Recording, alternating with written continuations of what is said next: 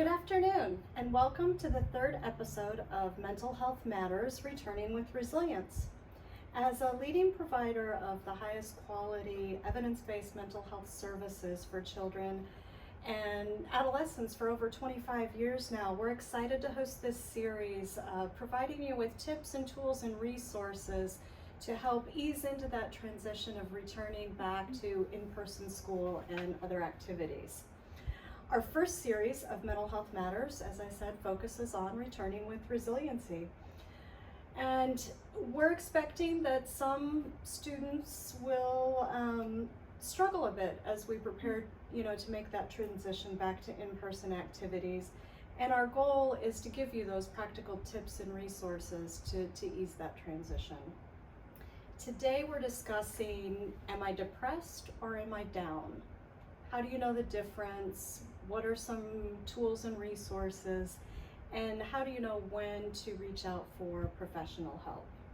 So I'd like to begin by introducing our guest today. We have Tammy Galarski. She is a licensed clinical social worker, a registered child therapist supervisor, psychotherapist, play therapist supervisor, and clinical supervisor.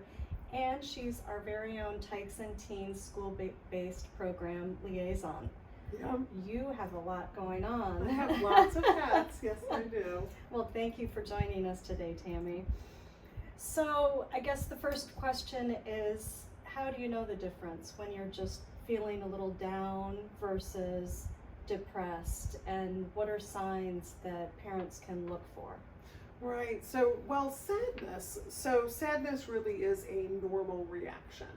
It's a normal human reaction to loss, to disappointment, to shifts and things that we adjust to in life. And it usually is sustained, or it happens for shorter periods of time. And though it may be intense initially, there's usually a little bit of a decrease over time. It is something that it can impact us greatly, but that it's a normal piece of being human and having our feelings and kind of just reacting to some of the stressful things that do happen in life. So many times that happens, and then a child or an adolescent or a parent is going to respond in a way that's healthy and that's kind of supportive and reach out for help and to be able to talk about how very sad they feel. And that's kind of more of what we see with people who are sad or down, right? Whereas depression is something that is kind of it's a bigger experience where the sadness is so intense and it's sustained and it lasts for so long, 6 months typically or more, that it impacts our motivation. It decreases kids' motivation. It decreases their connection not only with their family and their caregivers, but it also might decrease their connection to their social friendships and relationships. It also kind of will impact their hopefulness. It'll impact their kind of vision for themselves for the future. Irritability and anger can also go up when kids start to be more depressed rather than just sad. You start to see it become more compound feelings that are experienced. And there are also struggles to be able to regulate and to be able to do normal everyday life activities. Of course, the list is a little bit even longer than that when someone is depressed. But when you start to sense that it's not something that is able to be kind of managed through just giving some family support or some social support, right? That's kind of one of those key areas. And is it impacting their success socially, at school, at home? When it impacts at least two of those places, then we start to see it as a pretty significant mental health issue. So one of your points is that the difference is a time frame issue, and with sadness, it's more of a short term.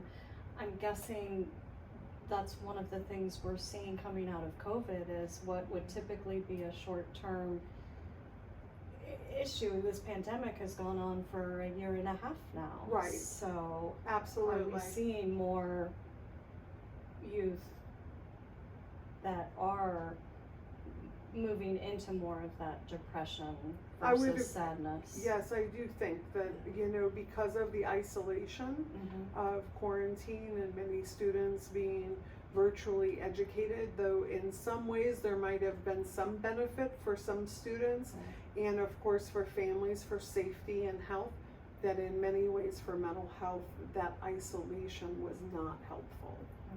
Right. Yeah, and the adjustment back Mhm. will be something that, will need to be supported. Yeah. So from a parent's perspective, how do you support a student who's experiencing, well, anywhere on that spectrum, from the sadness, but more specifically onto that depression side? How do you support those children and youth? Right. So I think the big piece is connection. Okay. Huge.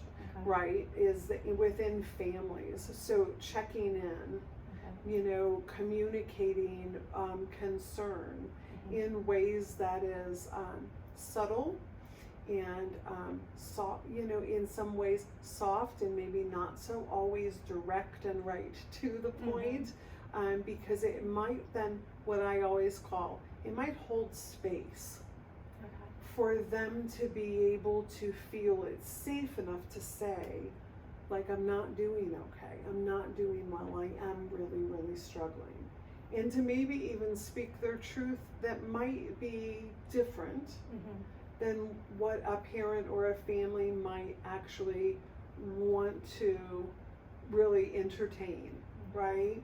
And that when we kind of make that space and say this conversation cannot result in trouble, Okay. this conversation is just for me to be able to really know like where you're at, because I really want to connect and I'm concerned. Mhm. That those parenting pieces are so important, and then being able to say, seeking mental health treatment is something for the strong, Mhm. and that this is something that we do to be able to strengthen ourselves and help ourselves to move forward so that we can get through life, and nobody gets through life alone. So it's just something that's never thought of as a negative or a weakness or something that's then wrong with someone. It's something that someone, wow, how brave of you, how courageous of you to have been able to say to me, you know what, I am struggling. Can I talk to someone? Can I work this out? Yeah. No, that's definitely one of the challenges is overcoming that stigma of Yes. mental health. It's just as important as your physical health. Absolutely. So, okay, good. Connection, safe space, all good stuff. So what are some tools for parents to help, for parents and students to help transition back to in-person school? What can you do to prepare now? Yeah, so I think a huge one, Missy, is, to increase communication now. So we're looking at 3 weeks, right? It's gonna go 3.5 fast. weeks Yeah. before kids are gonna be entering back into the school building, and some a tiny bit quicker than that, who are in private schools. Okay. So, that is that piece, is increase communication, ask questions. What are some of because it's an ambiguous time, right? So ask questions. What are your fears? What are your anxieties, right? What's your excitement? What's your hopes for this year? And then what do you need from me to be able to help you to cope with this huge adjustment? Because even though this is exciting and it's incredible, you get to go back, it's also a time where it's a huge adjustment after the last year that we've all had. So I think that's huge. Engage in connecting activities. So dinner, family dinners. I can't tell you for mental health for children how important that is. So family dinners, playing games, have a family game night, right? And sometimes let the kids pick the games, and sometimes for teenagers those games might not feel horribly appropriate to adults. But it's also that time to be able to hold that space to be in their teenage space. because some of their games are silly. Silly, And okay. then learning also, I always tell parents, and this is so important, because social media is, it's a reality of life. Yeah. Not just even anymore for teenagers, it's a reality of life for kids. And so what I say is, instead of allowing everybody to isolate down in their phone and shut down, sit in, like move in close and say, tell me about your social media world, and not in an intrusive way, but in a connecting way. I'd love to know about the things that like jazz you. I'd love to know about the things that you're interested in, and join in some of that connection to social media. I think that right there will help. I like it. I like it. So you're doing all of those things, the connection, the communication. How do you know when it's time to reach out possibly for professional help, when you're seeing stronger signs of the behaviors you were talking about? When do you know when to reach out? So, well, if you're doing all of these things and you continue to see that the things that are happening, what we call symptoms and signs, are all still there, and maybe they're even getting greater, or they're impacting life in a way that isn't moving it in a forward motion, in a way that feels, it feels achievement oriented for them. Then I think that it's an important thing to reach out for support. I do think that if it is on a daily basis, that there are like lots and lots of tears, and there's a really low motivation, and there's a real struggle to be able to make it through the day, that there shouldn't be too many of those days in a row without seeking out mental health support.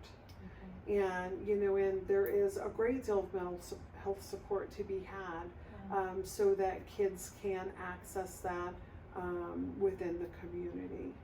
And we're going to have some of those resources available for all of you on our website that you can go to. So I'll get with you after, and we'll make sure we add any recommendations you have, whether it's Tykes&Teens or 211 or any resources. Absolutely, and there are some apps that parents can also kind of utilize with their kids, like Wobot is it's an artificial intelligence app that teaches the basic skills of cognitive behavioral therapy, and it was developed out of Stanford University out in California, and it is absolutely a phenomenal, great program, and really does a lot of groundwork help. At the same time, they would be getting mental health support, and that sometimes pushes it a little quicker, because it's kind of that support through the week when they don't have sessions. Right. So excellent. Wobot? Yeah. Wobot, okay, we'll get it added to the website for all of you, and then any others that you can recommend would be awesome as well. So this is all great advice. Thank you for sharing with us. Do you have any other closing comments, or? Well, I think just to, my biggest closing comment would be for students and for parents to never feel that reaching out for support is something that is something that they shouldn't do, or that they feel that something is so wrong about reaching out, or that it is kind of stigmatizing. Right. That this is just part now of a normal part of life, that coming out of the pandemic, that seeking mental health support is so very important, because this is a huge adjustment for everyone. Great advice. Well, thank you. You're very welcome. Thank you for taking the time and sharing with us. And I want to thank Children's Services Council of Martin County and CORE again for supporting our prevention services and this series. And thank you all for joining us as well. For those of you not on Facebook, I've had several folks ask. We will have all of these episodes posted on our website at tykes&teens.org as well. So feel free to share that with your friends and family. And our next Mental Health Matters episode will air on Wednesday, August 4th at 1 p.m., where we will be discussing how to create routines for stability and build that resiliency as we return to school, in-person school, and other activities. Thank you all, and thank you, Tammy. Thank you.